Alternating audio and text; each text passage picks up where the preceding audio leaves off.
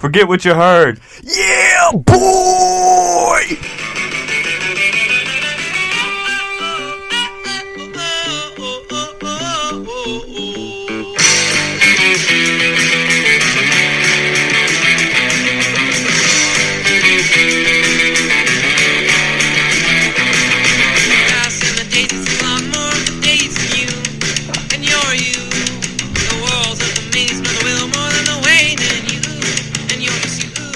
Hello everybody and welcome back to another episode of Forget What You Heard.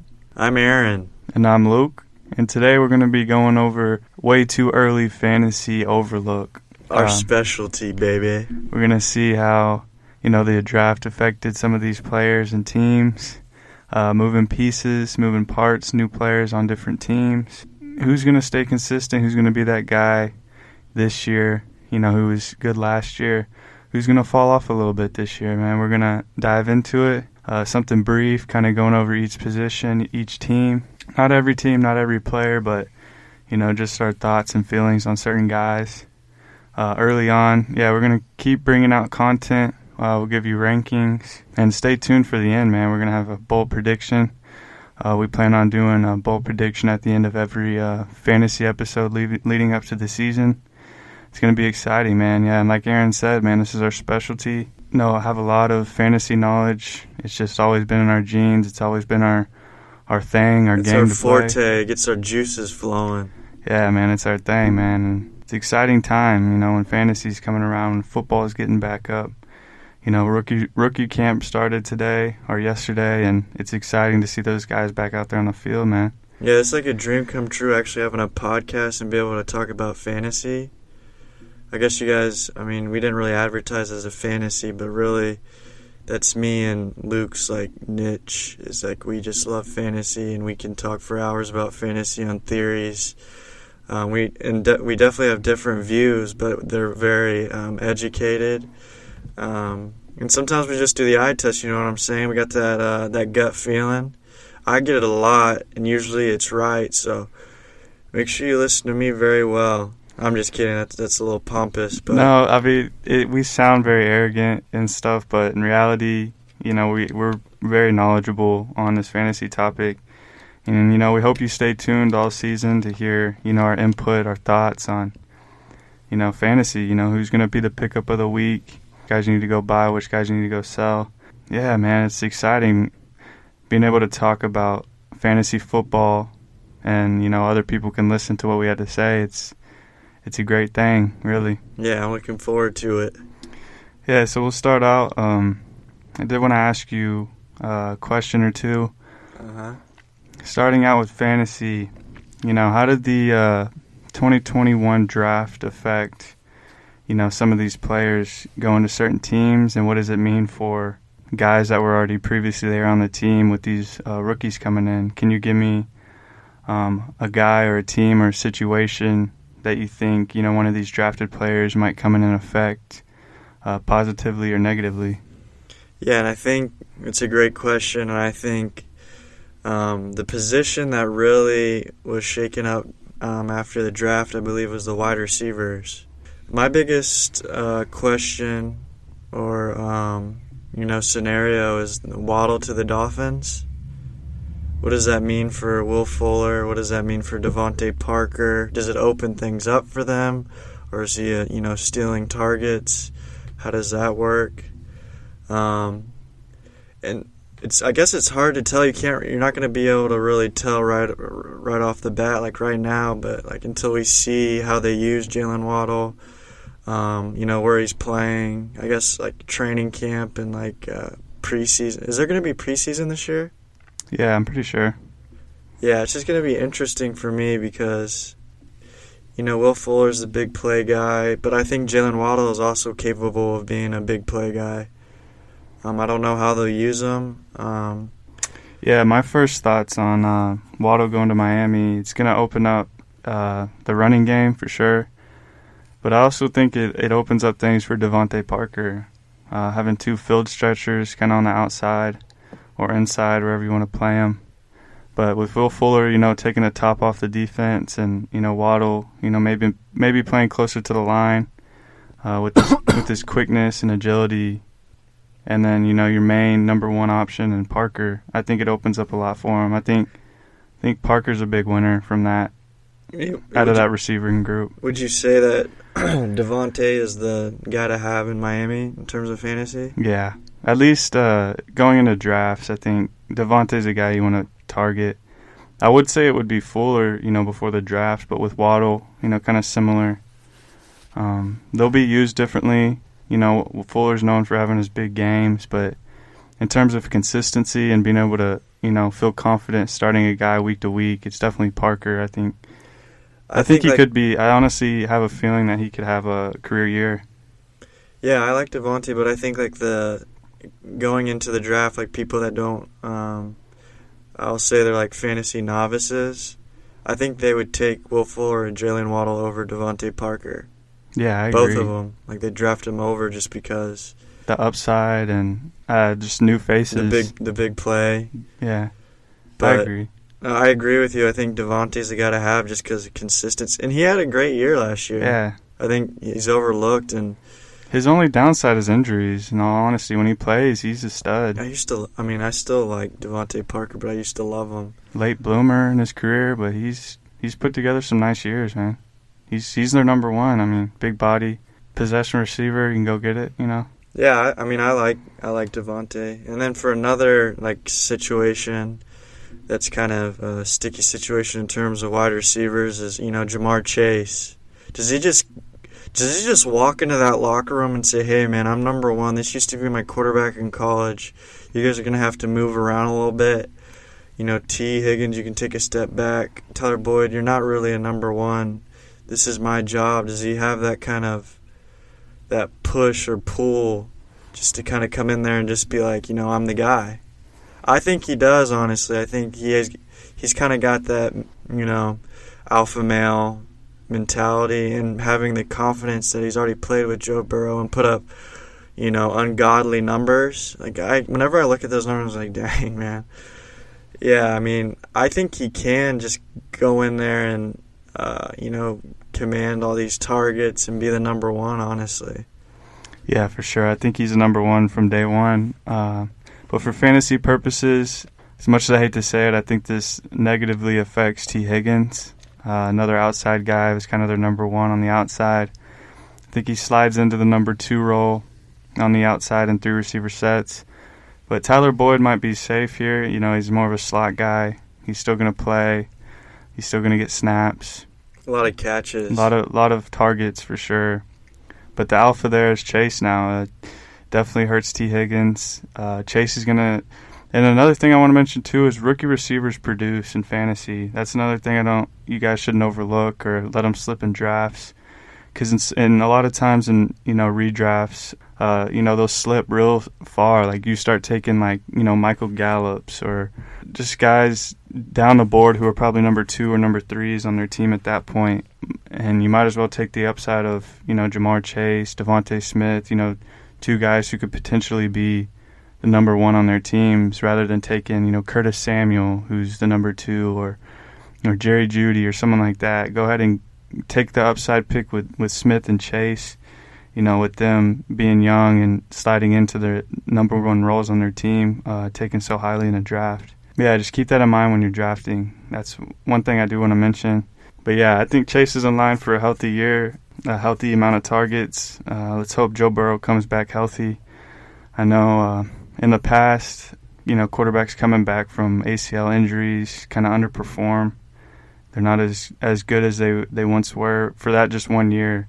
It's kind of I'm not going to tell you to stay away from the Bengals receivers, but if there's good value, yeah, definitely. I'd definitely take them at good value, but I'm not reaching for any of these guys here. Yeah, I'm not huge, but I would take Jamar Chase. Well, I like that you mentioned take a rookie wide receiver instead of a known commodity. They produce, man. They do.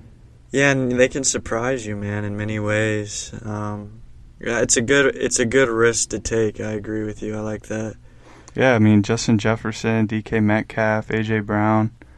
You got it. Rookie receivers produce, man, and a lot of times they fall.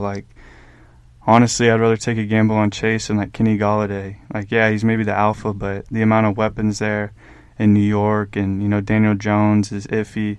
Like, go ahead and just take a chance on Ja'Marr Chase. You'd take Ja'Marr Chase over Kenny Galladay? Yeah, I would right now. It could change. We're still a long way away, but I think Kenny Galladay going to New York, his value kind of dropped a lot, in my opinion. I don't think he's a great receiver. I think he's more of a jump ball, big receiver. He's not really great at one thing. I think he's good at what he does. And in my opinion, I don't know if Daniel Jones is that type of guy. I think he's more like in between the numbers type of thrower.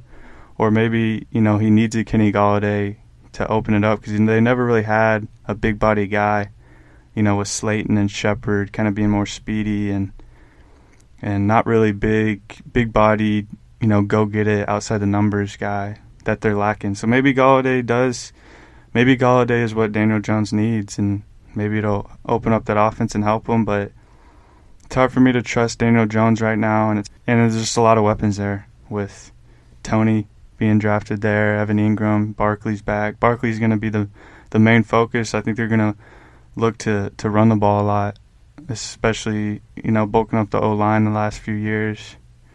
And I don't know. I think I'm fading Kenny Galladay in drafts right now, but it could change closer to the season. Yeah, I'm not as down on Kenny Galladay as you, but just because I do think he's a good receiver. I don't think he's a one-trick pony. I know he had Stafford, but like he was putting up numbers equivalent to Megatron at one point.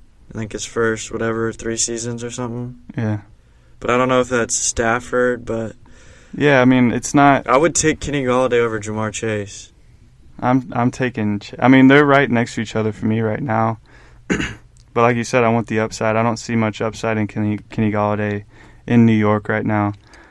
I think a lot of it was Matthew Stafford, because he's used to throwing to Calvin Johnson his years, and very similar builds with Kenny Galladay. Babytron. But I don't know. We'll see how it goes. But yeah, right now, give me Chase right now. Honestly, I respect it, man. I'm not like gung ho about Kenny Galladay on the Giants, but how many receivers get taken 6th overall? He's probably the best receiving prospect since Julio or Calvin, one of those guys. And he's with Burrow. The connection's there already. He's going to come in. They're going to work out some kinks. And I think, honestly, from day one, he's going to come in, command 10 to 12 targets. Easy. And then it's just a matter of, Joe Burrow's healthy, and, if that offense is functional, he's going to be the guy. They're going to be losing a lot of games, especially, in that division with the Steelers and Baltimore and Cleveland, who are other strong teams. They're gonna have to throw a lot, and if Ja'Marr Chase is the number one in that offense, he's in for a big rookie year. We passed on guys like Justin Jefferson. We saw what he did. Chase is a better prospect, so it's exciting, man. Go get your rookies. They produce, man. They do. I love rookies, mainly rookie running backs, though. Yeah, let's get into the RBs, man. Najee, not that high on him. Right now, I think he's fine, but when the closer we get to the NFL season, his draft stock's gonna skyrocket up. He might be too rich for my liking if he continues to climb. Yeah, I don't know. Where do you think his ceiling in terms of draft stock is? Comfortably, I could take Najee in the early 3rd. Yeah. As of right now, he's probably. In my rankings right now, I have him 19th. So it depends on how the draft goes. So probably around pick 30. Yeah, something like that. So yeah, back of the 2nd is comfortable, but as soon as he starts going early 2nd, late 1st, which I have a strong feeling he will, guys love him. First rookie pick off the board this year, freaky at Alabama. He's the alpha dog in Pittsburgh, but he's gonna continue to climb, and it's gonna be rich for me. I'm probably not gonna have a lot of shares of Najee this year, to be honest. Yeah, I might take a flyer on him in one league, but I'm not going to go full force Najee just yet. Another interesting rookie is Travis Etienne. Yeah. That situation's interesting because they have James Robinson, who had a fantastic rookie year. But I can see why they drafted Travis Etienne. His ceiling is a lot higher. He can do more. James Robinson's a good receiving back, and he's a tough guy. But I don't know. I guess the ceiling and the potential of Travis Etienne. I watched his highlights earlier this morning, and I was like, dang, I forgot how good this guy is. He's very versatile. I don't know, man. He's a great receiver. So I don't know. I think that they're really counting on Etienne to kind of take over the starting job. That's just my hunch. It's a new regime with Urban Meyer, college dude, loves Travis Etienne more than his own son. And so I think he's like, you know what, this is my team, and I'm going to pick the back that I want, and gives us the best chance of, spreading our wings and flying. Yeah, definitely. You made some good points. Right now I have them right next to each other. It's going to be hard to predict. That's what the only risk is for me. Starting out, I think it's going to be the James Robinson show, sprinkled in with Etienne, both getting a fair amount of touches. But yeah, eventually it's going to be Etienne's backfield. The reports that they're in rookie camp, they're playing him at receiver. It's kind of interesting. It's kind of reminds me of how Urban Meyer used Percy Harvin kind of at Florida. I think he's kind of looking for that kind of player in Travis Etienne. I think they're very similar, explosive, extremely fast, both dominated in college. And Urban Meyer flourished with Percy Harvin in his offense. He had one of the best offenses for a while, honestly, at Florida. Don't do that to Travis. And that's what I'm getting at is I think, Urban Meyer has that college mindset where you have talented players, you find ways to get them the ball. But this is the NFL. You just drafted a running back in the first round. And to go and move him to receiver doesn't make any sense to me. You drafted a running back in the first round. You put him at running back. If you want to get him touches, throw something to him in the flats. Give him the ball on screens. But if you're putting him at receiver, why didn't you just draft a receiver in the first round? You have Laviska Shenault who could play that Percy Harvin role. You draft Etienne so you can hand him the ball and he can take it a long way. He's very explosive. You draft Etienne to eventually replace James Robinson. I don't see it any other way. But, to try to move him to receiver is kind of concerning. To me, that's better for James Robinson, for fantasy. That I think for guys that like James Robinson, that was good news to hear him playing at receiver. And it's kind of detrimental to Travis Etienne's value in fantasy. I don't think that Urban's really going to move him to wide receiver. Maybe it's just to shore up his pass catching ability, but maybe it's just it's early, it's rookie camp or whatever, and he's just seeing what this guy got, man. What can he do? If he's a jack of all trades, man, we got something crazy. But going back to the point of it's gonna start out being the James Robinson show at the beginning of the season. That's a very common practice in every development of a rookie running back, I feel like, these days, huh? Yeah. They start the known commodity, and they play, and then you throw your rookie in there because they got that burst, and it's something different. And it's I wish they would have done that with J.K. last year, just unleashed him, but it took him till week 13, 12, I don't know, to really get him going, which was sad.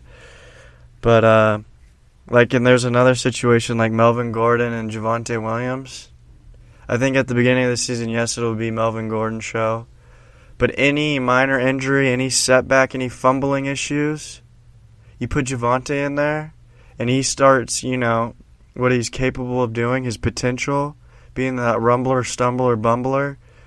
That'll knock people on their back, and then it'll become his job. Yeah, that's the only way I think Javonte Williams would be relevant in fantasy is an injury to Melvin. I've seen, I've done some mock drafts, and I have seen Javonte kind of go earlier, way too early for my liking. 6th, 7th, 8th, 9th round. Oh, no. I think that's way too rich. I think people are really excited about, rookie running backs. The only way I'm drafting a rookie running back is if he has his own backfield. Like Najee Harris, I'm comfortable with just because we know he's the bell cow. We know from day one he's getting the touches. That's why I'm kind of off Etienne. I'd rather draft James Robinson because he continues to slip. Value's going to be there for him, and he's still the guy. Same with Melvin Gordon. Don't pass on Melvin because Javonte Williams is there. Yeah, Javonte Williams was a pick for the future.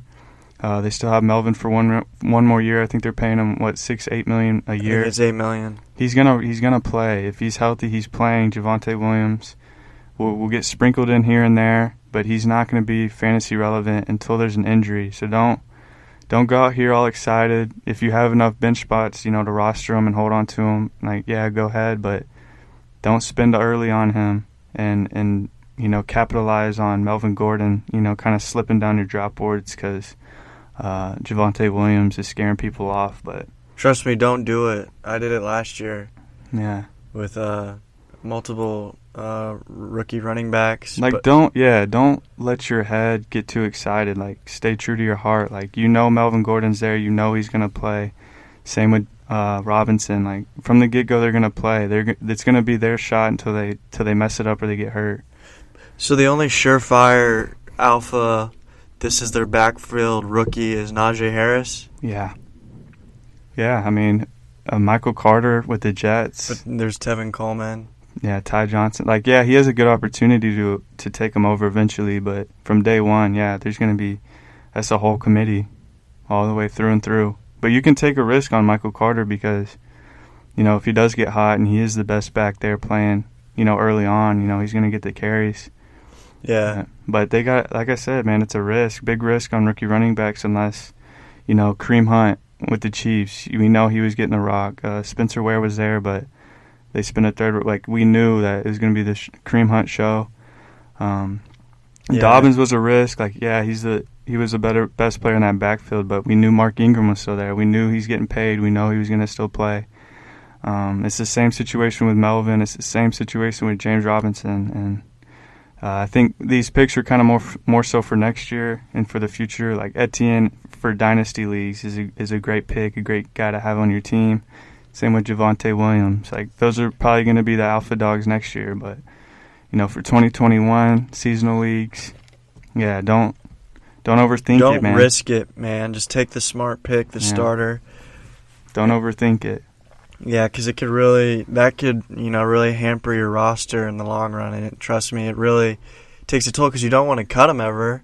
Because they're one injury away from taking over that backfield, Yeah. So it's like a catch-22. You're not getting anything from them, but if you lose them, you spend a lot of draft capital. You're I'm kind of stuck. I was stuck in limbo. Right. I was just hoping that there was an injury or, they finally gave the reins to Dobbins. Because obviously he was the best running back, but I don't know. Coaches have it's the NFL. Work ethic. Yeah. It's the NFL. I like this guy.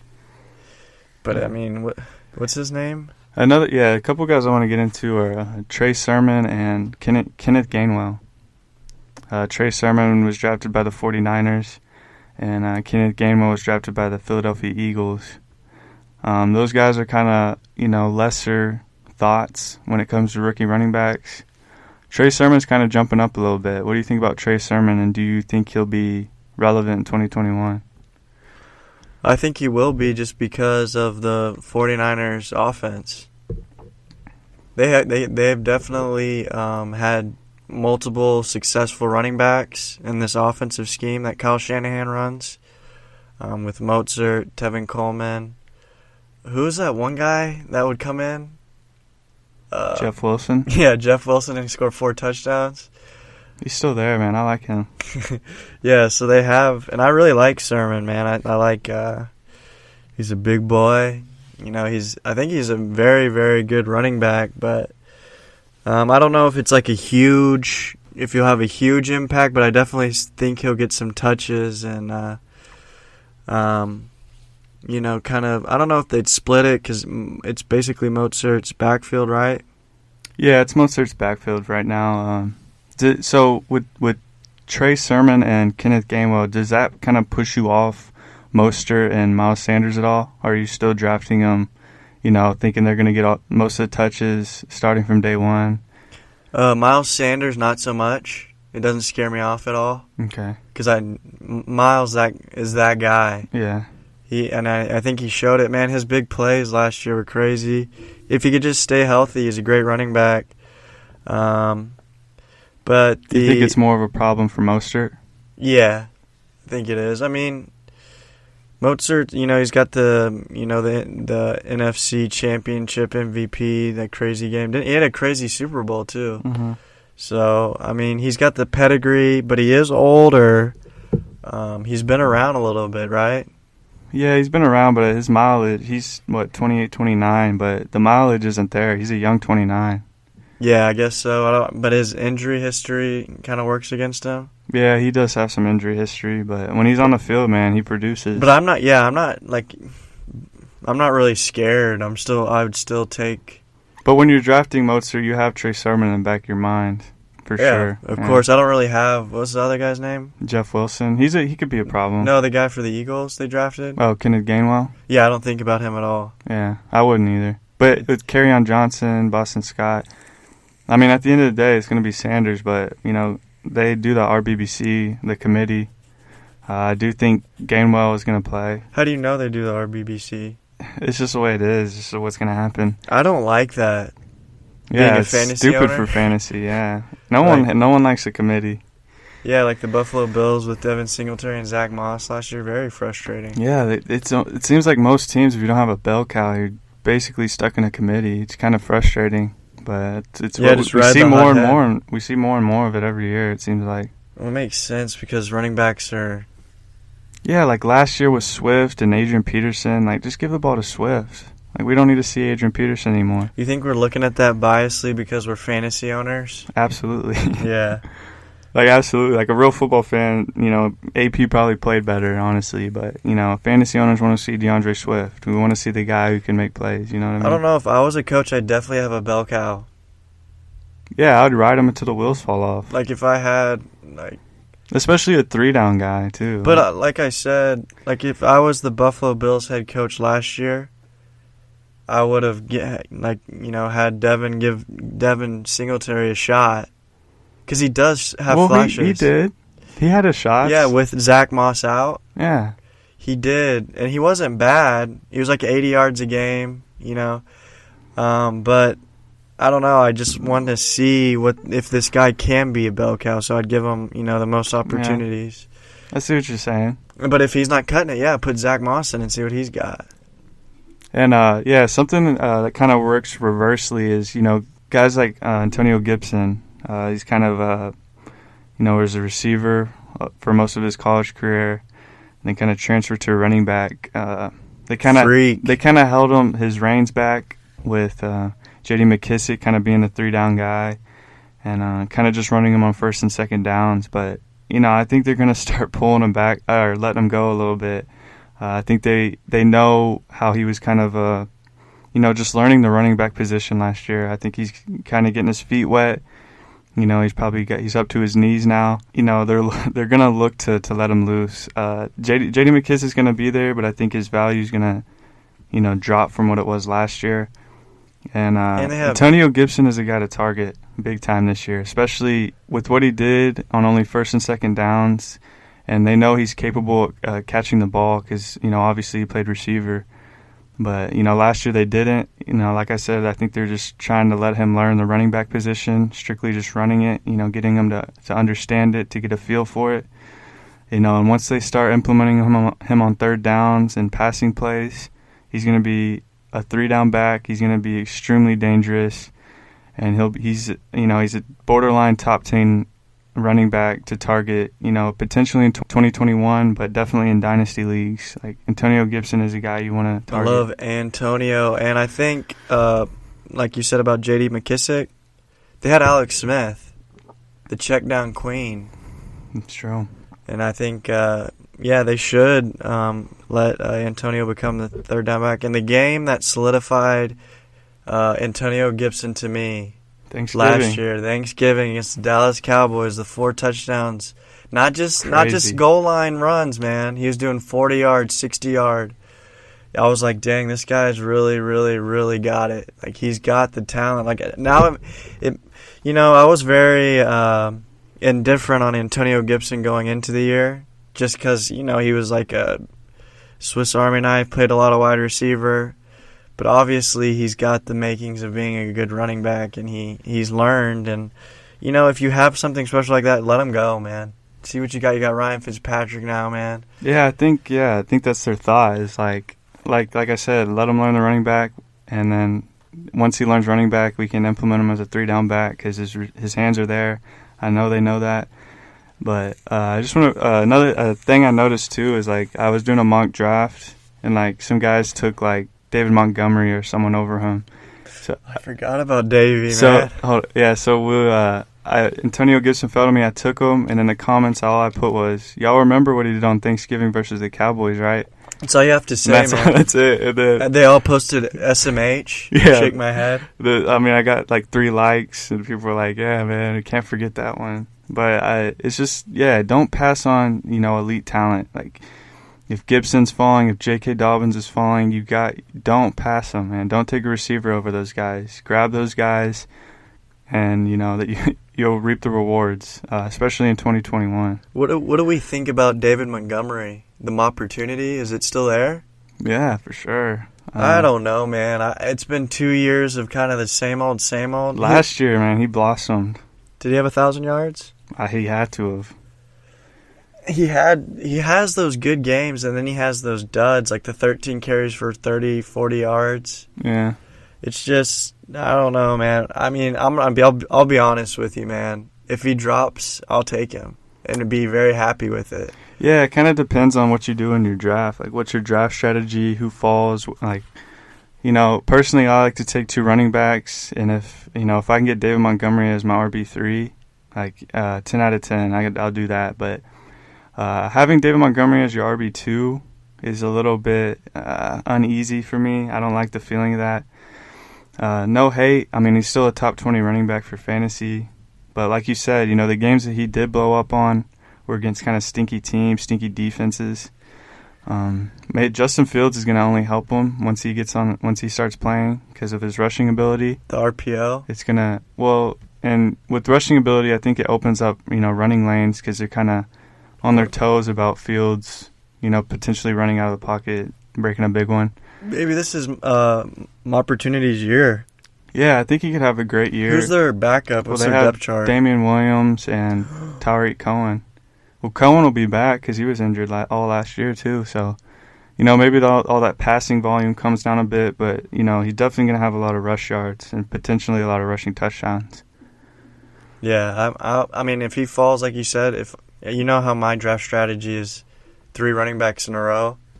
Yeah, if you get David as your third RB, I would be so happy. Yeah, I would be crushed it. Yeah, I would be very, very, very. I mean, it's really possible too, I think. Yeah. Well, David Montgomery is one of the few, running backs left at that point that you can kind of trust.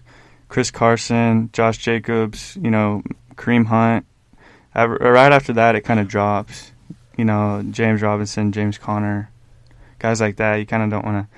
So, I mean, if you're able to snag up Montgomery to shore up, your RB2, RB3, it's great. It's great because after that it drops off significantly. Who would you rather have, Aaron Jones or Jonathan Taylor? I have Jonathan Taylor higher right now. What is he ranked? RB8. And Aaron Jones is? 9. Oh, that was a good question then. Yeah, it was. It's gonna change a lot, but as of right now, with Aaron Rodgers still in Green Bay, I'd probably have Aaron Jones higher than Jonathan Taylor. I like Jonathan Taylor. Yeah, I mean, I've seen him go like top 5 and stuff like top 4, but logically, I mean, dude, people think he's going to lead the league in rushing touchdowns and, just explode and like go nuts, which I do think is possible. But I mean, we saw what he did in 2020, and that was on, limited touches until kind of later on in the year. They kind of let him go a little bit. He could be a stud. I mean, Nyheim Hines is still there. He's still going to play. He's still going to have his role. Carson Wentz is going to help kind of open it up a little bit because he's able to move, and he likes to target his running backs a lot too. That's the reason Not like Phillip Rivers, though. Phillip Rivers is the GOAT at targeting running back. Yeah, I forgot about that, but that's the reason I was so infatuated with Jonathan Taylor. Like, he would get like 6 receptions or something. But that's a good point that Phillip Rivers. But yeah, I don't know. Well, Nyheim Hines is still going to get balls too, Yeah, I think I'd rather have Jonathan Taylor than Aaron Jones. If Rodgers, even if it's Rodgers in Green Bay, the backfield's pretty crowded. Kylan Hill and AJ Dillon. Yeah, I think they just paid AJ. Aaron Jones is a beast. What was he, like, RB6? Yeah, he's a beast. He's consistent. Like, every week, it's Aaron Jones. Like, every week he has the potential to have maybe it's the 150 yards, 2 touchdowns with a couple receptions. Maybe it's the allure of Jonathan Taylor being like a fresh face. I don't know. I just really like him. Yeah, he's going to go early and often, that's for sure. I'll be targeting him. Both of those boys. Yeah, Aaron Jones is definitely a target in the late first. Wait, they're 8 and 9 in your rankings right now? I have Taylor 8. Where's Derrick Henry? 4. 4. I have him in 4. PPR? Half PPR. Absolutely. It's Derrick Henry. But you know how I feel about Derrick Henry. Yeah, but I mean, you're not going to take Nick Chubb, Zeke, Jonathan Taylor, Aaron Jones over him. I'm not.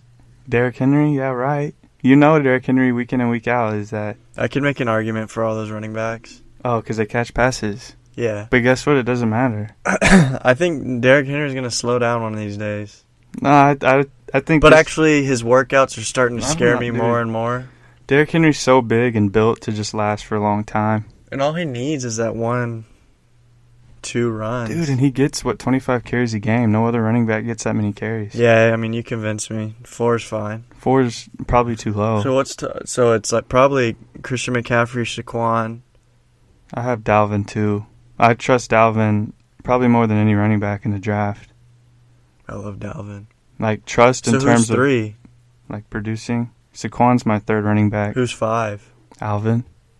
That's my 1 tier. McCaffrey, Dalvin, Saquon, Derrick, Alvin is my 1st tier. Like, if you can get any of those guys, with the top 5 picks, then yeah, that's a great start. That's the 1st tier. 2nd tier, I have Nick Chubb, Zeke, Jonathan Taylor, Aaron Jones, and Austin Eckler.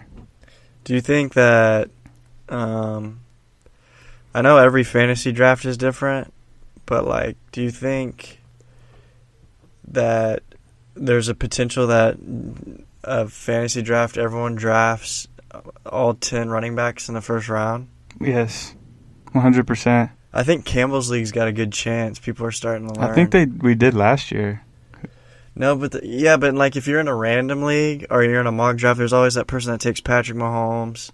There's someone that takes DeAndre Hopkins. Yeah. I did a mock the other day. Some guy actually mentioned that. He's like, man, this is actually a great mock because Kelsey and Mahomes didn't go until Kelsey went in the 3rd round, which was crazy. It's like, man, these people actually kind of get it. They kind of get it. And dude, it was like 4 receivers went in the first 2 rounds. So it was basically running back. 22 running backs in 2 or 3 rounds. It was crazy. That's my fear. It's a fear, but when that happens, man, you got to zag when people zig. You have to take the best receiver available, take Kelsey. If everyone's taking running backs and I stick to my game plan. Say you have the 9th pick, right, and it's been all running backs. Or, no, let's say in the 2nd round, it's been all running backs. It's come back. You picked 4th, so now you have the 21st pick in the 2nd round. And it's been all running back. So the best running back available is like Chris Carson or Kareem Hunt. But you still have, Diggs on the board or Hopkins on the board. Like, don't be dumb. Yeah, Take your guy. That's a scenario where I would zag. But oftentimes, even I will not stray from my strategy, which is sad. But I would, like, in that situation, I would very strongly consider zagging. Yeah, you have to, like, you, And like, then don't be dumb. Yeah. And then I could wait for, like, a potential guy. Like when does Cam Akers go? Early second round. People love those guys, man. Swift, Akers, Gibson, Dobbins, early. Those guys are going early. Those are my boys. They're gone. See, that whole tier right there, though, from 11 to 6, 7, even 17. Like, how do you rank? Like, if you have this pick, right? How do you pick between DeAndre Swift, Cam Akers, Joe Mixon, Antonio Gibson, J.K. Dobbins, Miles Sanders, and Clyde Edwards? Like, which running back do you go there? You just That's my biggest concern in every draft is, like, yeah, I'm gonna have to start doing mock drafts, but yeah, for that, like, I think that's like a personal preference. Yeah, something. Like, who do or you strength of schedule or something? I don't know. Yeah, It's the toughest decision in every draft. Because the margin between those guys is very small, but also it could be very huge. large. Yeah, like it could. One of those guys could be the RB1. One of them could be the 42nd. Like, yeah, that's the thing. That's why I always mention that's the like mocks. The murderer's row of running backs right there. Like 10 through 17 is the hardest choice in any draft. Honestly, I'm gonna be completely honest.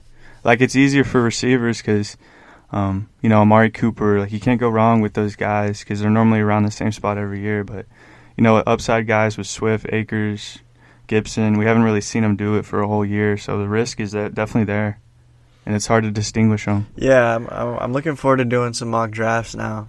Yeah, we'll definitely get into it. Maybe we'll do a listeners league or something. If you guys want to get into, or a mock yeah, that would be awesome. And then we can do, or we could do some mock drafts on here, like against the computer, like what is it, Fantasy Pros? Fantasy Pros, where like kind of or Sleeper. I do them on simulate. Sleeper. Yeah, we could do that. And we could, yeah. I mean, if any of y'all we guys could do like join. every draft position, like 1 through 10, and like go through why we'd pick, and we'd. Oh, okay. Yeah. Yeah, maybe we'll do that. Yeah, that would be fun. Yeah, we can do that once it gets closer to the season. It's gonna be a lot of fantasy for you guys for sure. Oh, you guys are getting on at the perfect time because this is when we're in our prime.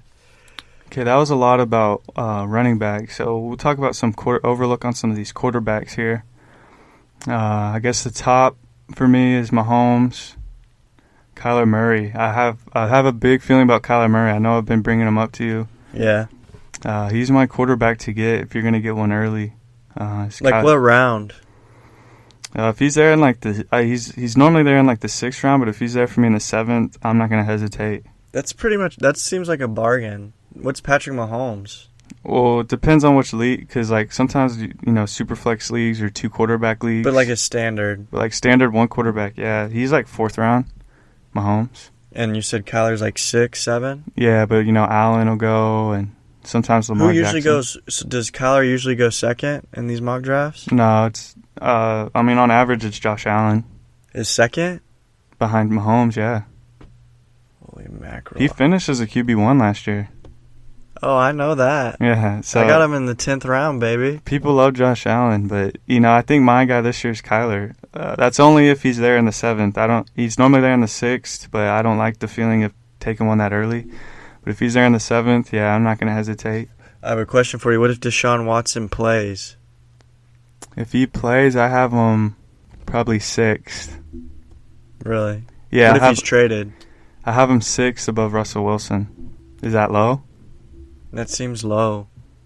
Well, it depends his landing spot. If he goes to the Eagles or the Denver? Niners, it's probably different. Yeah, that seems. I think he'll still put up good numbers even if he's on the Texans, though. Better than top 6? Well, who's above him? Kyler, Josh Allen, Mahomes, Prescott, Lamar Jackson. I don't think that Deshaun's going to be better than those guys. My opinion. Lamar Jackson? Yeah, he's 5th. Lamar's going to be good, man. Because of his rushing? And, dude, I think he's going to... I think he's fallen. I think he's fallen, too. He was always the QB2. But now he's 5. But I do like Lamar Jackson as well this year because we saw in the draft they went strictly receivers. And so, to me, that means they're going to start loosening him up and throwing a little bit. I don't think Lamar's necessarily a bad quarterback. Like, he hasn't been good, but I think most of it is because of the offense. I don't think the playbook is. I think their playbook, like the sheet that they look off to call plays, is all runs, and then they have a little corner, a little category for passes. But this year it's gonna be a lot, like 60-40, a lot more pass plays. Because this is his third year of being the starter. Yeah, I think so. So they have to open up the playbook at some point. So yeah, you draft Bateman and bring in Sammy Watkins. You don't do that to not, like, they're going to look to throw. Lamar's going to have a lot more passing yards, a lot more passing attempts. And, if he can do that and still have his rushing ability, he's going to be a great fantasy asset. He's got Mark Andrew. But I do have him fifth because Prescott, Allen, Murray, and Mahomes, I think ceilings are a little higher. Yeah, I like that. So my first tier is Mahomes, Murray, and Allen, and that's the cutoff. And then it goes Prescott, Lamar Jackson, Russell Wilson, Aaron Rodgers, Justin Herbert. Herbert snuck into the second tier. Yeah, he's my QB9. So in 10-team leagues, that's pretty much your guy. And then I guess if you want to wait on quarterback, there's definitely some good ones available. If you want to be the last one to take a quarterback. That's going to be me. Yeah, there's still a ton of guys. No. I won't say that because if one drops at a certain point, then I'm going to take him. Right. When did you take Dak? 10? 6th round? 6th round? 8th round or something, yeah. I think it was like 7 or 8. I think I had him 8, and then you had Allen in the 10th, which is a steal. You have to find one of those that, there's very good evidence that they are going to, make that jump. You want to make an educated guess, and if they, like, if you're one of the people like me that doesn't really draft quarterbacks very high, but you have this feeling and you have a good feeling about it, go ahead and take them and let it. I mean, look, it was a great pick for me. Worked out, yeah. Yeah. So, who you eyeing this year? Kind of a later guy. A later guy to be your Josh Allen for 2021. Like I've said before, it might sound crazy, but Danny Dimes. No. It's his third year. He's got weapons. He's not bad. I like their coach. I think they're with Saquon back, that'll help. I wouldn't necessarily take him. Like, it would be very, very. I might pick him up. I don't know, after the draft. I'm not sure. But yeah, in standard one quarterback leagues, I have him ranked 20th. Not bad. So there's 10 other guys that you could potentially take before Daniel Jones. But yeah, I don't think he should be drafted in 10. That's my longest shot. But I have like Tua. Tua's low for me too. Yeah, this is what the question was, like a late. Yeah, okay. But you could potentially reap some rewards from, right? Yeah. So Tua's got all those weapons. He's got the pedigree. We'll see if he's good this year, and I think he will be. What do you have any thoughts on Darnold? Is he not even on there? No, I didn't. I list 26, and I didn't even list him on there. I put some rookie quarterbacks on there. Trevor Lawrence 18th, which is probably too high. Justin Fields, I have 23. Trey Lance 24. Do you think Trey Lance is going to play? I think if he does, he's going to be higher than 24. High. It's Jimmy Garoppolo right now. Yeah, probably. But this is early, man. We'll see where it goes. But I really like the Trevor Lawrence thing. You think at 18? That might be too high, but I like taking a chance on him. The idea, yeah. Just with Urban Meyer, he's gonna have a collegiate offense, kind of. I think they're gonna stink bad. I think they're gonna be 7-10. No, they're not gonna be there. They're not gonna win that many games. I know their defense is super bad, huh? Not really. Their defense isn't that bad. They got a lot of free. I think their defensive line stinks. So. I think they may win 6. I think that's the max I'd put them at. Well, their divisions. They could probably beat the Texans twice, but that's it. I don't know if they could beat the Colts or the Titans. I think those are 4 L's right there. Maybe I haven't looked at the schedule. The schedule is another thing we got to look at. But if Trevor Lawrence was the number 1 player overall picked. Yeah. So if he's like a generational talent, he could be. We'll watch him and be like, damn, like he's great. and he could turn that franchise literally around. I think he will at some point. It's just rookie year. I guess the stars are kind of lining up, but I don't know. I like the wide receivers. I don't look at the Jaguars as a team that's going to win a lot of games. I like the wide receivers. They're fine, yeah. I mean, I like taking Marvin Jones late in drafts. I think he's a good value. He's always good. He's always consistent. Laviska. I try to stay away from Chark and Laviska, honestly. Why? Why Marvin Jones? Because he's the cheapest one and his value's there. And well, how high people sleep on Marvin Jones. He was good on the Bengals. He was good on the Lions. He literally was like the 18th receiver. He's a disappearing act, man. No, he's not. He's inconsistent, dude. He finished as the 18th overall receiver in PPR last year. Really? People forget about him. People sleep on him. He signed a big. People don't understand. Like, he signed for a lot of money in Jacksonville, and he's gonna play. He's my favorite late round receiver, honestly, to snag up. I think his value is outstanding, and he's gonna be targeted. He's gonna play a lot. He's gonna be the guy. I think he's gonna be the guy. And Trevor Lawrence is new. The guy? Yeah, Trevor. Over DJ No, Chark? He won't be like the guy, but he's gonna be a guy to have in fantasy. Well, Trevor Lawrence is new there, so he's not comfortable with any receiver. But Marvin Jones is a veteran, and he's played the game so well for a long time. I think Trevor Lawrence is going to love throwing him the ball. I think you're sleeping on Chark. No, I mean, I have DJ Chark as a 22nd receiver. That's not low. And I think DJ Chark showed that he's a good wide receiver last year. No, he's good. He even put on like 10 pounds. But he's going early. He's going in 4th, 5th, 6th round. Yeah, I'm going to stay away from DJ Chark, but if he drops, you better believe I'm getting him. Yeah, I mean, it's all situational drafting, but Marvin Jones is always going to be there late. Wait, when does DJ Chark go? I don't know off the top of my head, like 5th or 6th, 7th, in that range, probably 5th. It's a little early, man. I don't want to take a gamble. I'd rather just take Marvin Jones. And is Laviska actually drafted? Yeah, absolutely. People love Laviska. They need to get off the bandwagon.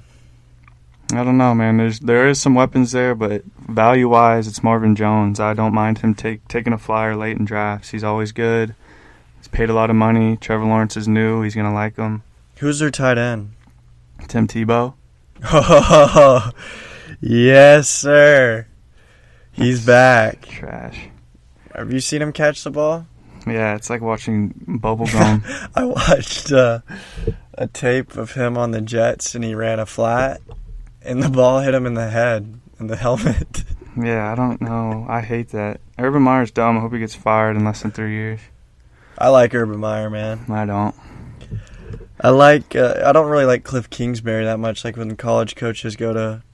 But Cliff Kingsbury wasn't even good in college. He stinks, too, yeah. Urban Meyer was a freak in college. I don't like it. I don't like the idea. It smells bad, in my opinion. What does it smell like? Just stink breath. It smells like Up Dog. Yeah, I smell it too. What's up? Nothing much. Dog. What about some tight ends? Oh, you know who I'm looking at? Who? Well, I really want this certain tight end this year, but he's been good for years coming on. I thought you were going to mention Kyle Pitts. Oh, no. This is a different guy. I feel like let me guess, honestly. Okay, go ahead. Can you give me some hints that aren't, like, giving it away? He's been a really solid tight end for the last 2 years. Only 2 years? Is he a young guy or old guy? He's younger. Is he on a new team? No. He's on the same team? Yeah. Is he purple? Yeah. Mark Andrews? Yeah, I really like Mark Why? Andrews. I just really like him, man. Okay. He's in terms of tight end position that's very weak. He's very solid. I don't think you have to reach or anything. He's very solid at what he does. And he has those games where he gets, 2 touchdowns. He'll get, 60 to 90 yards. I like those tight ends that you know what you're getting out. You don't have to necessarily invest a lot of draft capital, but you're still going to get more than you would, at the tight end position for, a regular tight end. He's very high class. Yeah, he's my first tight end in the second group. It's Kelsey, Waller, Kittle. And then that's the first tier. I mean, you could put Kelsey in his own tier. I probably should. Excuse me, you forgot about one man. No, my second tier goes Andrews, Hawkinson, Pitts. Goddard, Noah Fant, Logan Thomas.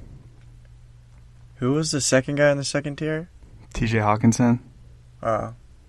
I have him, and then I have Pitts 6th in my tight end rankings right now. That could definitely move up or down.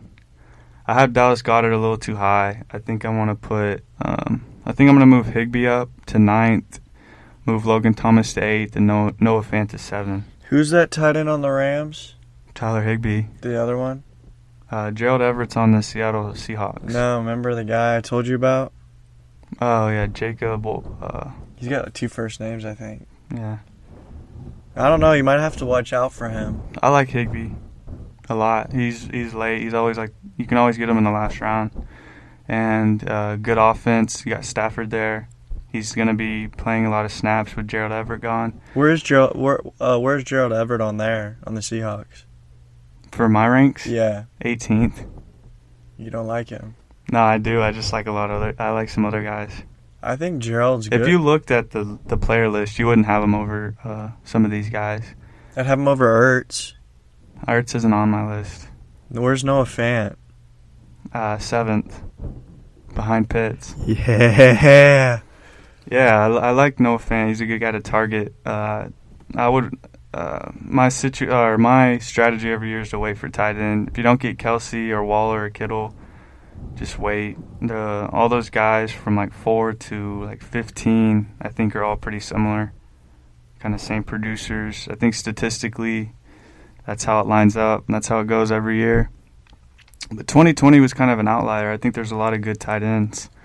And I don't think it's gonna be like that. I think it's gonna be more like 2018, 2019, where Slim pickings. Kelsey, Waller, Kittle were gonna be freaks, and then maybe Andrews will be good, and then some of these later guys aren't gonna perform as well as they did.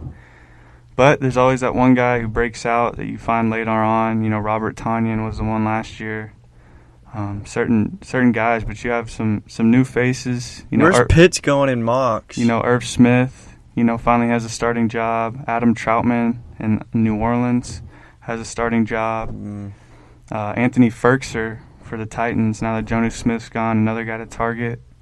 So a lot of different names, interesting names that you could probably target later on with some upside. And then you have your sturdy guys. You got reliable Jared Cook, Hunter Henry now with the Patriots, Rob Gronkowski. It's going to be interesting. Tight end's very interesting for me this year. I want to take Kelsey, Kittle, or Waller if I can, but when you do that, it kind of messes up your draft because you miss out on a potential running back or receiver, which you will probably be thin at those positions if you take one early.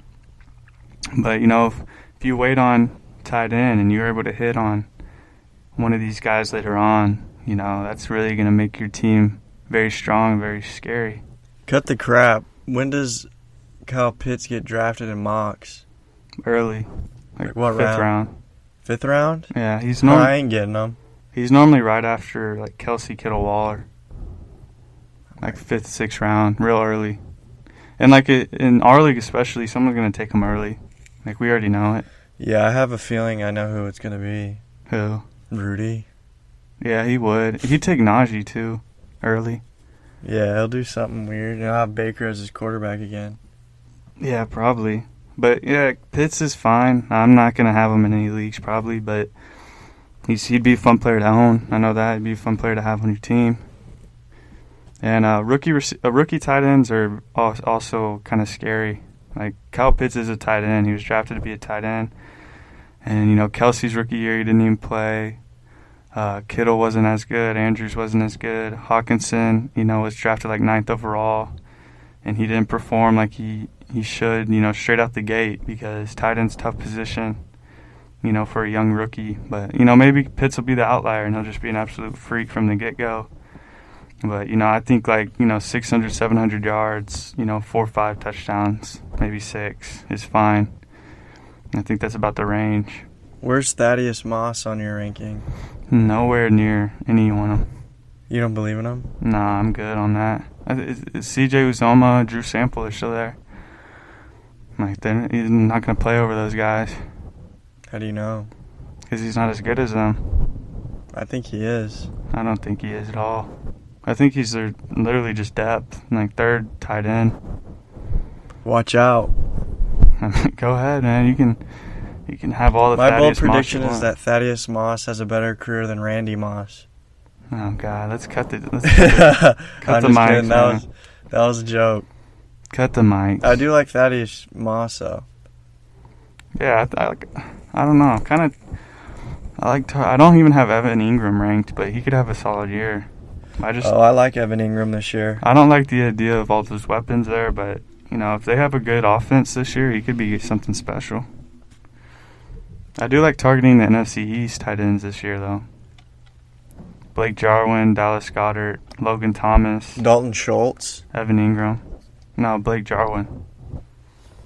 Dalton Schultz. Are you out of your mind? Isn't he the tight end He last year? stinks. He wasn't bad for me. No, he stinks. Blake Jarwin's the guy, and he could have a good year in that offense. Yeah, who do you have any under the radar guys? Yeah, Marvin Jones, Darnell Mooney. What do you think about Corey Davis? Yeah, I mean, I like Elijah Moore. yeah, Corey Davis is actually first in my fifth tier. I think he's a guy you can target. I don't like Zach Wilson.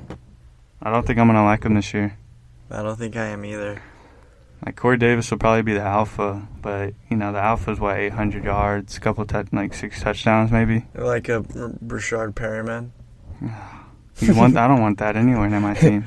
Well, I mean, Brashard Perryman wasn't not a slouch, but he wasn't good. He had, 1-2 good games. Yeah, it was towards the end of the year, wasn't it? But Corey Davis isn't bad. I mean, he's a good receiver. Let's talk about the Browns wide receivers. Okay. Who are we looking at? You a big believer in Odell's resurgence season? I'm not a big believer, but he keeps going real late. If you can get him real late, and the reports come out that he's healthy, because I know he's been rehabbing a lot. But he's the first Browns wide receiver off the board, no doubt, right? Yeah. Is David Njoku on your tight ends? No, he's not even gonna be. I don't know. He's in the doghouse. What about Hooper? No. Nope. I don't want that. Hooper was only good because Matt Ryan made him good. He's not very good. Interesting. And Jarvis is just Jarvis. He goes the same spot every year in every draft. Yeah, he kind of falls. He always kind of falls, and then someone takes him because for receiver depth, he's there. And He's always the best receiver available, though, when he's drafted. Yeah. It's weird because he falls. It's the same spot every draft. Yeah. Because he's the same thing. Yeah, I have Landry actually sandwiched between Jerry Jeudy and Corey Davis. So he's right down there, kind of later. I'll probably move him down a little more. I got to move up Devontae Smith. And I'll probably move Corey Davis over Landry. We didn't touch on Devontae, when we were talking about rookie wide receivers. We didn't really touch on him, but I think he has potential to win Offensive Rookie of the Year. He's great, I think. And I think with that Alabama connection, it's kind of like a security blanket. And I don't think Jalen Reagor's bad, but I think we could see special things from Devontae Smith in his rookie season. That wouldn't shock me in the least. And I don't think there's much room for him to flop because of the amount of, targets and, snaps he's playing. Would you agree? Yeah, I do agree. I think he's a guy to target in 2021. I have him ranked a little lower, which I'll probably end up moving him up, but I probably also won't own any of Devontae Smith because, like we've been saying, man, people love the newcomers. They love the rookies. They're going to go a lot earlier.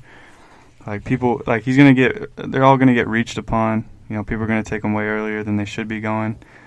Because, the guys Tyler Boyd, Devontae Parker, are some guys I'd probably, take over Devontae Smith just because they're sure things. They're going to do their thing. But I already know players are going to take Devontae Smith over guys like that. Guys like Brandon Cooks, potentially Juju Smith-Schuster. I don't know if I can do that. I don't know if I can take him that early. People take him as a receiver 3. If I could get him as my receiver 4, yeah, that's goated. And I feel very comfortable with that. He's got a lot of upside. He could be really good straight out the gates. It's just, depends on how you feel about Jalen Hurts and that Eagles offense. Where do you have Cortland on that I have Cortland 29th, And you have Judy what? 40th. Yeah, Cortland I was having trouble with. I kind of moved him up. I think his ECR, the expert consensus rankings from all like the Yahoo, ESPN guys, have him like 32, 31. But I had to put him over T. Higgins and Juju Smith-Schuster. I agree with that ranking. But I'm going to have Claypool over Sutton. I think that's right where Sutton is. Right after Claypool, right after Brandon Ayuk, right after Odell is where I would take Cortland Sutton. Before T. Higgins, before Will Fuller, before Deebo Samuel. Is Brandon Ayuk the guy to have at the 49ers? Yeah. I think I'm really high on him this year. Yeah, he's 27th for me. I could see him doing something real nice there. Yeah, I like Brandon Ayuk. And Deebo's another guy kind of under the radar. I have him pretty high, 38th. But he produces when he plays. He just didn't really play much last year. But I think Ayuk has kind of developed into that number one guy for the 49ers. Yeah, he seems like he's blossoming. But the concern with Ayuk is, Garoppolo and, is Trey Lance able to be competent when he gets in there? And kind of a run-first offense. Yeah. So, a guy I feel comfortable with, as my receiver 3 or something, but possibly receiver 2 if you have some receiver depth, but I don't know. Who's your number 1 rated wide receiver? Tyreek Hill. He's got to be the first receiver off the board. Has to be. I agree. Don't overthink it. Adams was great last year. We don't know what's up with Rodgers. Diggs was outstanding. But Tyreek Hill and Patrick Mahomes, don't overthink it. Tyreek Hill had like a 200-yard, 4-touchdown game last year. A guy who possesses that much upside has to be the first guy off the board. Don't overthink it. Tyreek Hill should be the first receiver in every draft off the board. I concur, 100%. But yeah, my top tier has Hill, Diggs, Adam, Hopkins, and A.J. Brown. Fair. A.J. Brown's going to continue to move up my list. He's one of my favorite receivers in the league. Aaron knows it. I know it. And he's my number 5 right now. Probably end up moving him up depending on what happens with Adams. I'll probably move him right behind Hopkins. And don't get silly either. Like, take Hopkins if he's there too, man. If he slips a little bit, he's gonna be the guy. Yeah. Yeah. My second tier starts off with DK Metcalf, Justin Jefferson, Allen Robinson, Keenan Allen, and Calvin Ridley. Yeah, I like that second tier. Where do you have Mike Williams? 48th. He's in my 5th tier. The one with Corey Davis and Devontae Smith. Yeah, he's behind Michael Gallup, Laviska, Michael Pittman, and he's right in front of Marvin Jones. So that's kind of the territory. Late round flyer, a lot of upside. I really like Mike Williams this year. So he was really good last year. If you go look at his game logs, and I think he was hurt a lot too. He was like consistent. He finished, I think, as a top 30, top 20, top 30. I have my eye. I want one of those Chargers wide receivers for sure. Yeah, I have him ranked pretty good on here. Who's the Chargers tight end? Jared Cook. Oh yeah, that's right. He's another guy to target later on. I get him a lot actually. He's my last pick a lot. Is Jared Cook in these mock drafts. It's a good pick. I don't know. Allen Robinson might be ranked a little bit too high, number 8. But I like the idea. Allen Robinson's the guy, man. He's a beast. Keenan Allen 9, Calvin Ridley 10. Next tier is Amari Cooper, Julio Jones, Terry McLaurin, Mike Evans, Michael Thomas, Chris Godwin, and Adam Thielen. Adam Thielen's a little high for me, but Adam Thielen's a stud, man. Yeah, he's always overlooked nowadays because of Justin Jefferson, and I think it's because he's white. Yeah, I think so too. He had 11 touchdowns in 12 games last year. Yeah, he's a solid pro, and you always keep him on your radar, man. Don't lose track of him, because you'll feel dumb if someone takes him and you know. Dude, because he goes late, man. If you click on receiver and you keep scrolling, he's down. Yeah, those are the ones you want to go to at the beginning of the draft and queue him up. Yeah, he's behind. Go down and see those diamonds in the rough. So whenever you know. You got to get Thielen at his value. He's going to be a beast. He is every year. But Michael Thomas is another guy I want to touch on. I have him 15th. You know, some people have him 9th. Some people have him way up there. But we don't know if it's Taysom or Jameis. I'm assuming it's going to be Jameis. But, you know, can we trust Michael Thomas? I think, the QB situation does matter. But even when he had Taysom Hill those few games, Taysom only targeted basically Michael Thomas. I mean, I know it was dink and dunk, like 9 catches for 90 yards and stuff, but I think, you know, Michael Thomas is a good wide receiver.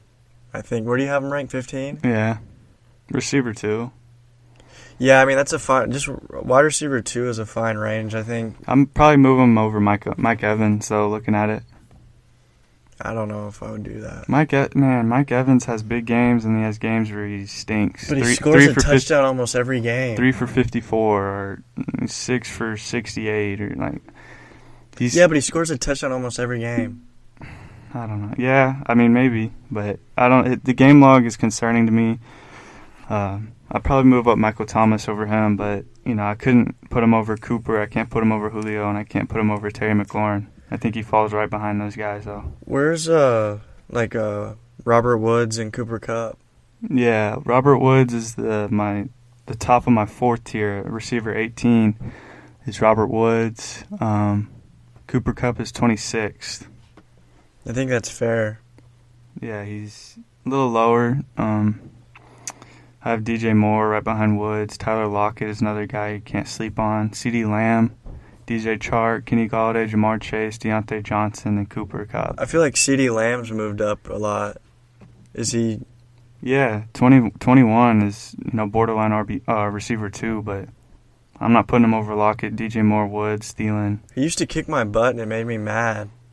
Dude, he could potentially be the number 1. He could potentially take over Cooper Kupp. So what's Michael Gallup look like? His outlook?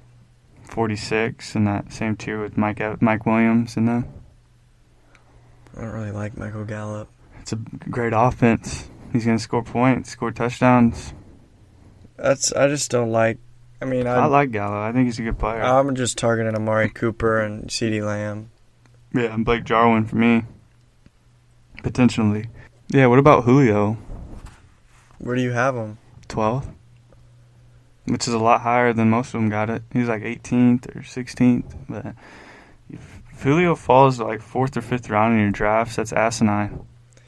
It's probably going to happen, too. I know, it's a mistake. Don't let Julio fall to someone like that. I think he could have like a crazy, like a year, if he can stay healthy, like a Julio year, and then you get him at that value, it's a steal. It's a steal and a half. It's a bargain. Yeah, but is he an Atlanta Falcon? I mean, I think so. You think if he is, he's a bargain? I mean, Well, he's not going to fall. I mean, if he's 12th for me. So. Well, if he leaves, then Calvin Ridley Rockets, Kyle Pitts Rockets. Yeah, if Julio's gone, Pitts and Ridley to the moon for sure. You think Pitts is a tier 1 tight end after that? No, he's still tier 2, but I may move him up over Hawkinson, maybe Andrews. And then what does Calvin Ridley do? Probably moves up to number 8 over Allen Robinson. Yeah, that's fair. But I think Julio will be there. Yeah, it always seems like they've been trying to move him, but they can't. So he probably will be a Falcon again. Where's Kenny Golladay?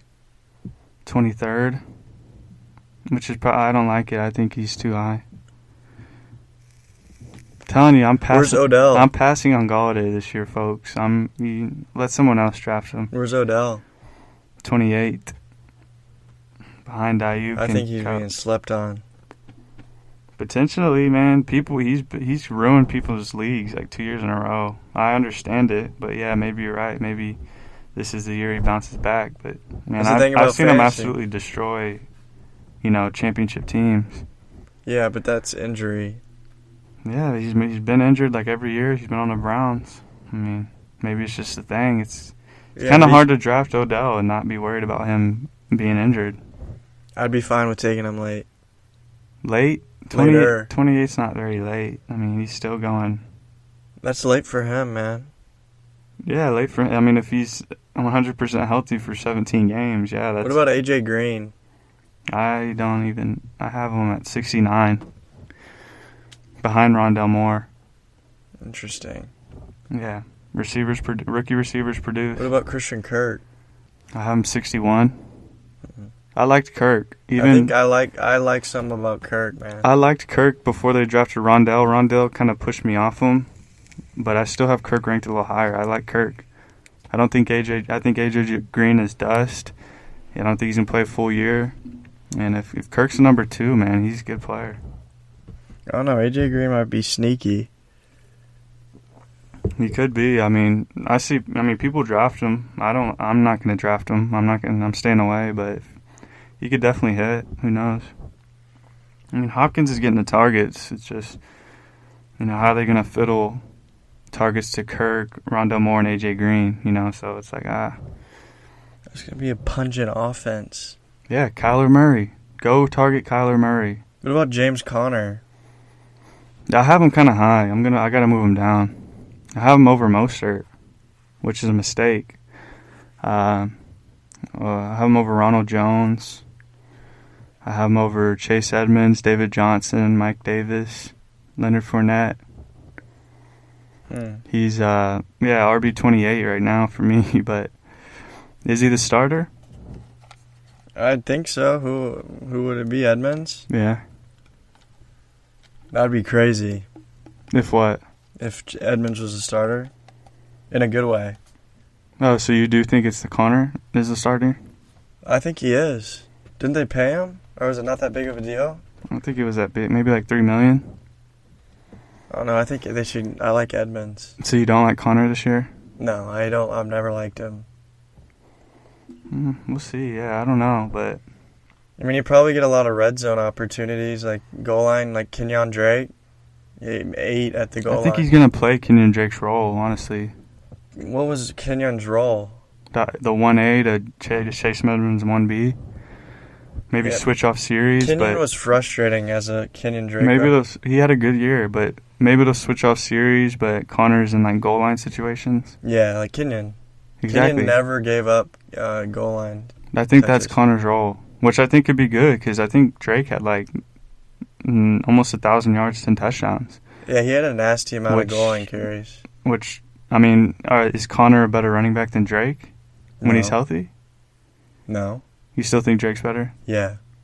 Well, I mean, if he can get close to 800 yards, like 8 touchdowns. It was a good year. Like it's probably a top 30, 35 running back. Yeah. So, what do you think about Kenyon Drake on the Raiders? Nah, I'm indifferent. I don't really care. Does that hurt Josh Jacobs? I think so. Does it push you off Josh Jacobs? You're not going to draft him? It does push me off. This is someone that does push me off Josh Jacobs.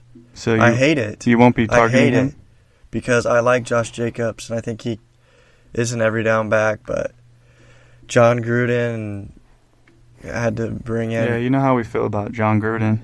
Yeah, he had to bring in Kenyon Drake. Kenyon was doing just fine. I would have liked him in a lot of other situations. This one kind of puts a damper on Josh Jacobs' ceiling for me. I think it's going to be like a two-headed monster. Yeah, I think it's telling that they brought in Drake and paid him like 3 years, $15 million. I think it's telling that they don't want Jacobs to be a workhorse, 3-down back. Jacobs didn't have the greatest year last year. He's very underrated. He had like almost 1,100 yards and like 12 touchdowns. That's pretty dang good. Yeah, but in his rookie year was even better. I don't know what they're thinking. Maybe it was the whatever he had in the offseason. They're saying Drake will play like receiver. I don't know. Maybe it's just a 3-down back. Maybe it's just a change of pace, but I don't think so. I think they're going to be giving the ball to Drake a lot. So you're scared off too? Yeah, man. I dropped Josh Jacobs down. He's 21 for me, above Kareem Hunt and below Chris Carson.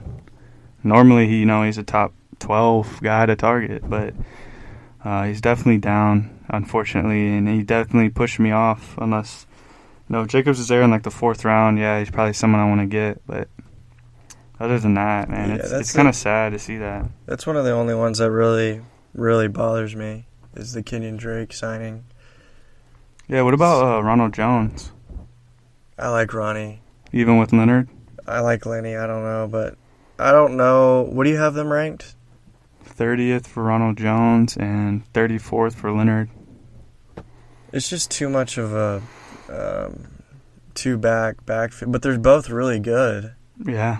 It just bothers me. I wish one of them would have left, honestly. I wish Leonard would have went to Seattle. But, they're going to run it back. I mean, it's hard. It's really hard for me to really like it, sharing the backfield, especially with an offense like that. I don't know. Yeah, it's hard to tell, but I want Ronald Jones out of the two.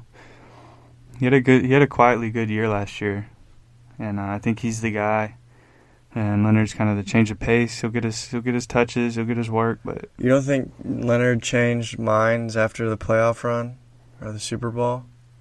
No, I think they did, but Bruce Arians is different. He believes in certain guys, and he kind of rode with Ronald Jones most of the year, even when Leonard was healthy. Like some of Ronald Jones' biggest games were with Leonard still there, and his big games were big. Man, he had like a few 100+ yard, 2-touchdown games and stuff. I think he had a 200-yard game, didn't he, or no? Yeah, like he has big against games. The Panthers?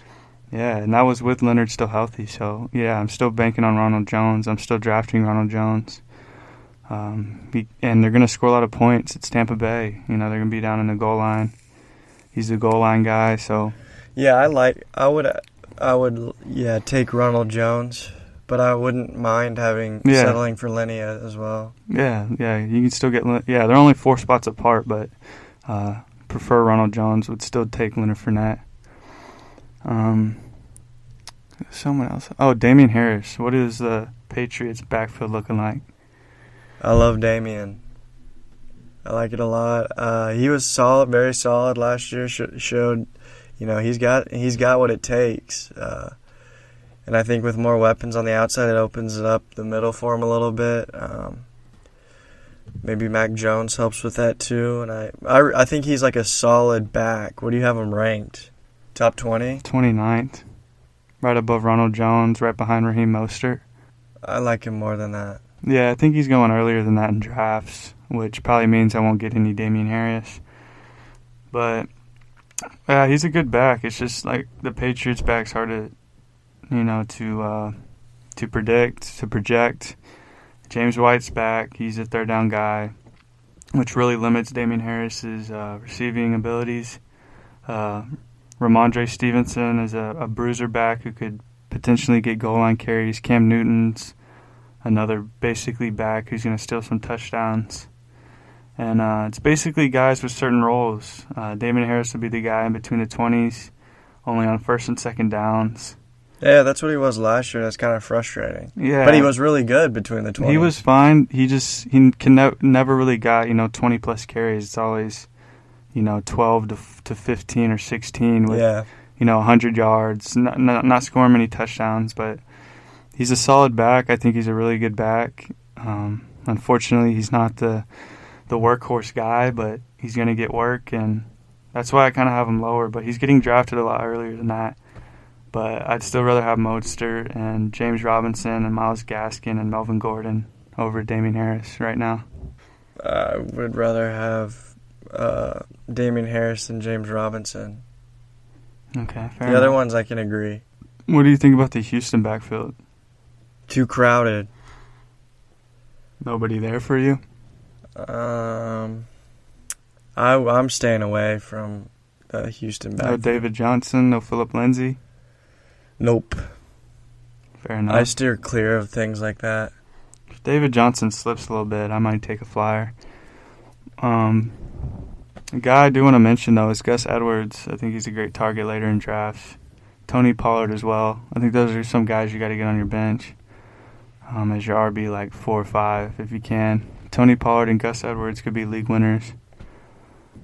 Yeah, that's pretty much it. I mean, we just kind of an overlook for the 2021 season early and often. We're definitely going to bring out some more content, some fantasy, bring out some rankings. Yeah, we're going to have it all. Definitely, yeah. Possibly do some mock drafts. And hopefully maybe get some of you guys, some of the listeners in a mock draft, and we can go toe for toe. Competitive little draft, get us ready for the real drafts for the season. And yeah, man. Yeah, stay tuned, and thank you for listening to another episode of Forget What You Heard. You guys take care. Stay pretty. Stay beautiful. Peace, love, and happiness.